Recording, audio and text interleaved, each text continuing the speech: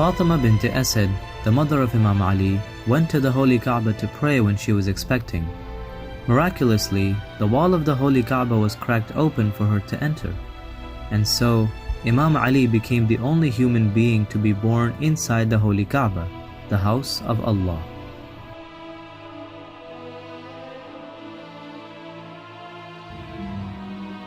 The Holy Prophet had a special love for young Ali. After a couple of years, Mecca underwent a severe drought. The Prophet brought Imam Ali to his home to help with the hardships of Ali's father, Abu Talib. So when Ali was about 6 years old, the Prophet took him under his own care. Thus, Ali grew up in the shadow of the Prophet. Ali himself stated that wherever the Prophet went, he followed him like a baby camel that follows its mother. He was even present at the time of revelation to the Prophet at the cave of Hira.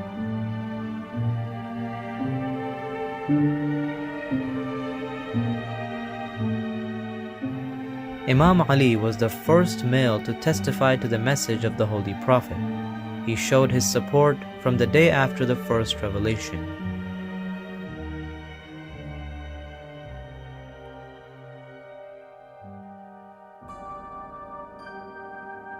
Three years following the revelation, the Prophet was commanded by Allah to spread the message to his own family.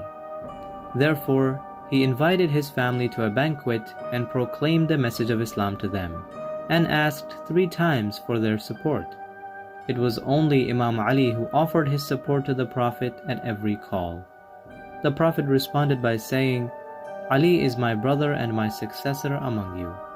The people mocked the Prophet and Ali for this announcement, as Ali was still very young.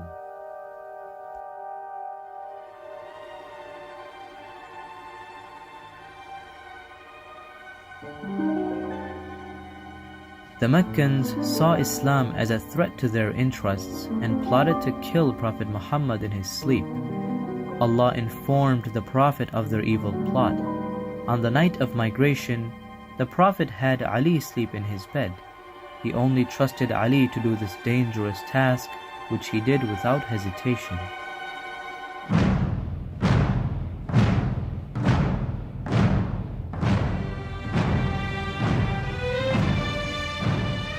In Medina, the Holy Prophet created a brotherhood agreement between pairs of Muslims.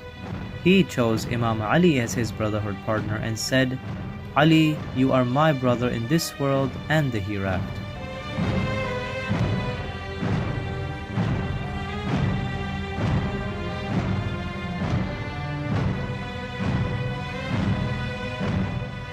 After building Masjidun Nabawi in Medina, the Prophet built houses for his companions around the masjid. All of these houses had door access to the masjid. By the order of Allah, the Prophet had all of the doors opening to the masjid closed except his and the one at Imam Ali's house.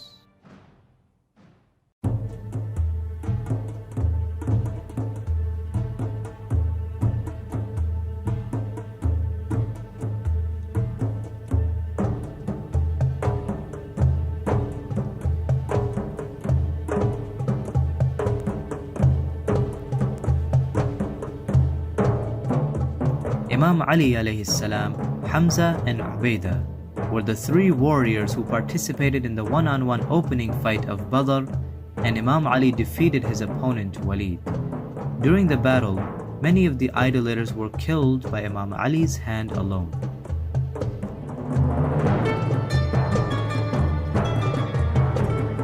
Imam Ali got married to the daughter of the Prophet, Lady Fatima salamullahi alayha. Through this marriage, the progeny of the Prophet grew and has continued to grow to this day. The people who called the Holy Prophet Abtar, or without progeny, saw that the progeny of the Holy Prophet continued through Lady Fatima salamullahi alayha. This progeny is referred to as Kawthar, or abundance, in the Quran.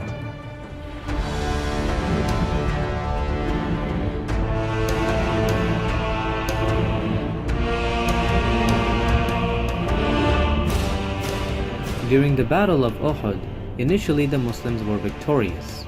However, due to the disobedience of the archers who disobeyed the command of the Prophet and left their key positions to gather war booty, the Muslims were surrounded and defeated. After the majority of the Muslims had fled, Imam Ali bravely protected the life of the Holy Prophet. He dispersed or killed any enemy that came to attack the Prophet. Imam Ali's courage caused the Prophet to say, "La fata illa Ali, la sayf illa dhul fiqar." There is no man like Ali, and there is no sword like dhul fiqar.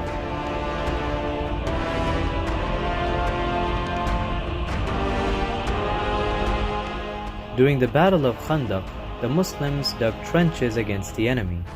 Although the trenches created a barrier, 6 of the enemy warriors managed to cross over.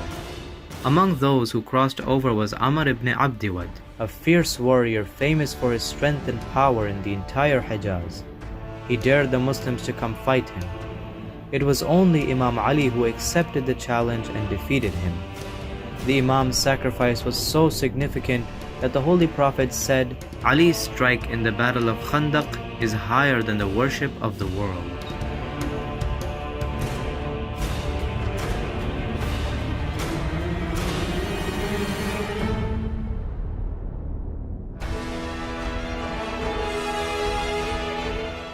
In the Battle of Khaybar, the Muslims were able to conquer all the forts of the Jews except one. The Holy Prophet then selected Imam Ali as the commander of the army.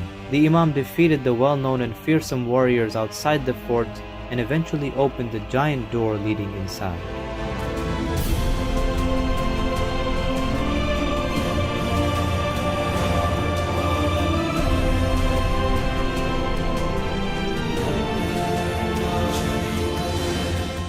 After the Muslims had conquered Mecca, the Prophet ordered to cleanse the holy Kaaba of the idols.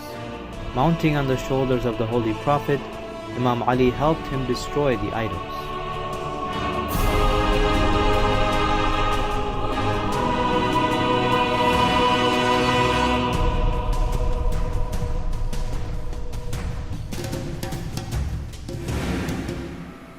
Imam Ali had accompanied the Holy Prophet in all the battles except for the Battle of Tabuk, in which the Holy Prophet commanded Imam Ali to be his successor in his absence. This was because the Holy Prophet had the knowledge that in his absence the hypocrites would revolt. During this incident, the hypocrites spread rumors that the relationship between the Imam and the Prophet had become weakened. The Imam rushed to reach the Prophet and informed him of the situation. The Holy Prophet said to him, "You are to me like Harun was to Musa, except that there is no prophet after me."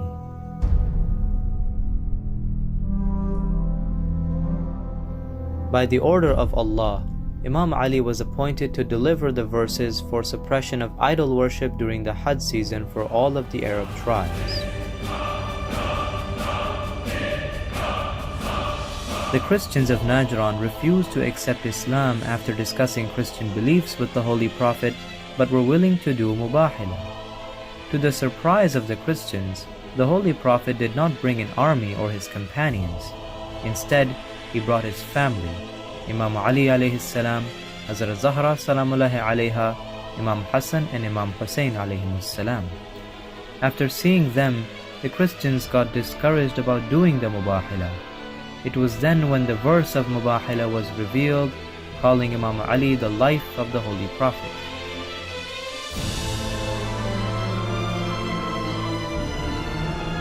In the last year of the Holy Prophet's life, while he was returning from Hajj, the Prophet ordered the Muslims to stop at a place called Ghadir Khum. He ordered the Muslims who had traveled ahead to return and waited for the Muslims who were behind to catch up. The Holy Prophet then recited a sermon for thousands of Muslims. In the sermon, the Holy Prophet held and raised Imam Ali's hand and said, "To whoever I am a master and a leader to, this Ali is his master and leader." Furthermore, the Holy Prophet also asked the audience to pass this message to the people that were not present.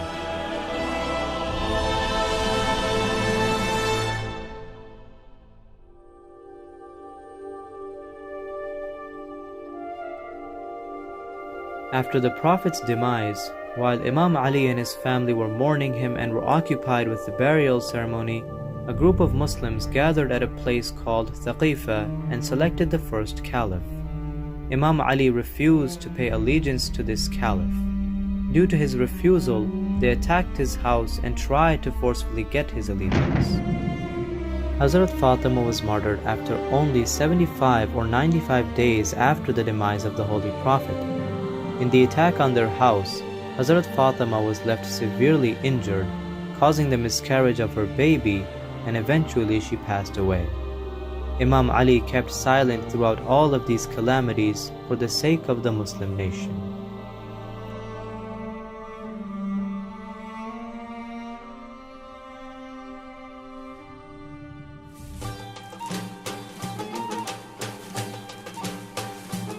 Imam Ali had many contributions to the Islamic society during the governance of the three caliphs.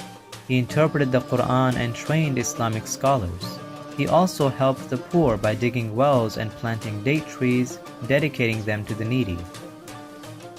At times, the caliphs even referred to the Imam for his wisdom in political decisions and his answers to newly emerged religious and judicial questions in the expanding Islamic society.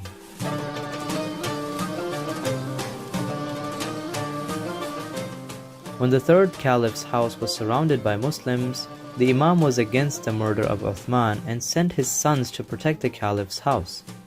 He even personally brought water for the thirsty people in the caliph's house.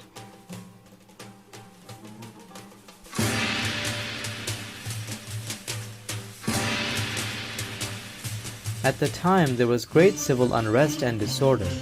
After the murder of Uthman, the Muslims crowded to the house of Imam Ali and insisted for him to accept the government and become the caliph.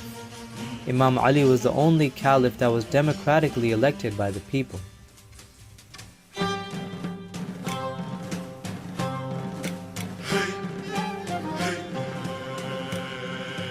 Imam Ali ruled with justice and treated all of the people of the society as equals, regardless of their fame or position. Two of the Prophet's companions, Talha and Zubair, demanded governorship of some provinces but were refused by the Imam. Thus, with the encouragement of Aisha, the Prophet's wife, they prepared an army against Imam Ali.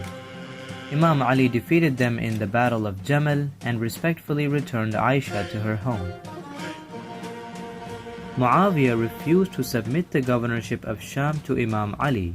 He falsely accused the Imam as the murderer of the Caliph Uthman and prepared an army to avenge his death. In the last stage of the Battle of Siffin, close to the Imam's victory, Muawiyah ordered his army to hoist Qur'ans on their spears, saying that the Qur'an should settle the matter. The Imam's troops refused to continue fighting and threatened the Imam to death if he didn't call for a ceasefire.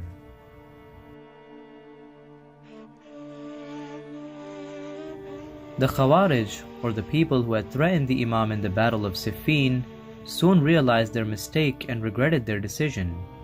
But instead of accepting their mistake, they blamed Imam Ali and accused him as a false leader. They roused tensions among the Muslims. The Imam talked to them on several occasions and convinced many of them, but not all of them accepted. Eventually, he went to the Battle of Nahrawan against the remaining Khawarij.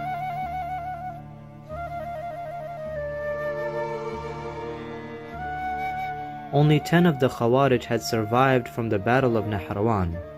Ibn Muljim was one of them, and he martyred Imam Ali in the mosque while the Imam was leading the morning prayer. After being struck with the poisoned sword, the Imam said, "By the Lord of the Kaaba, I have succeeded." In his will, the Imam mentioned to take revenge on Ibn Muljim with only one strike. Imam Ali was born in the house of Allah and was martyred in the house of Allah.